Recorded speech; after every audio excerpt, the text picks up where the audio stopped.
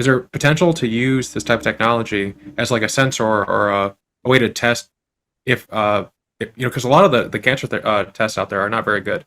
Like, a lot of them are like not great. So I'm just thinking about the potential there.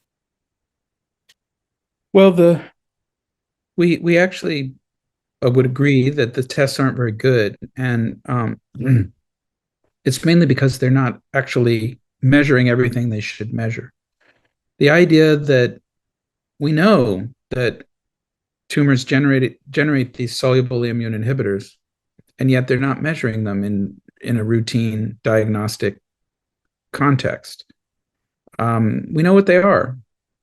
So STNFRs are ubiquitous. You shouldn't have elevated levels of STNFRs unless you have a major inflammatory disease or cancer underway.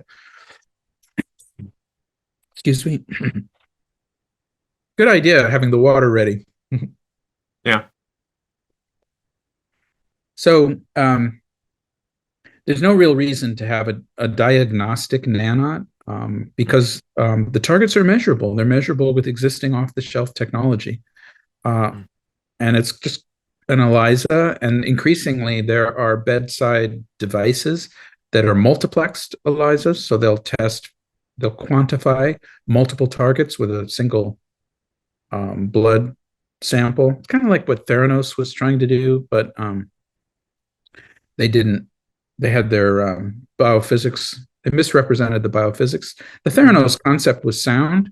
They just misrepresented the biophysics and lied about their engineering progress. But other companies have successfully made multiplexed ELISAs that can test for multiple targets, not with a single like tiny drop of blood, but with a reasonable blood sample, you can get that quantification of target. So I don't think nanots need to be involved on the diagnostic side.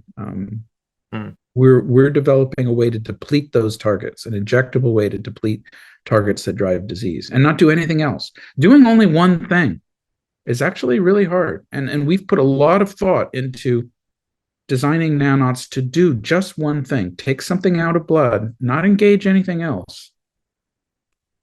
And we've succeeded. They will do that. Check out the full video now and subscribe. It's free!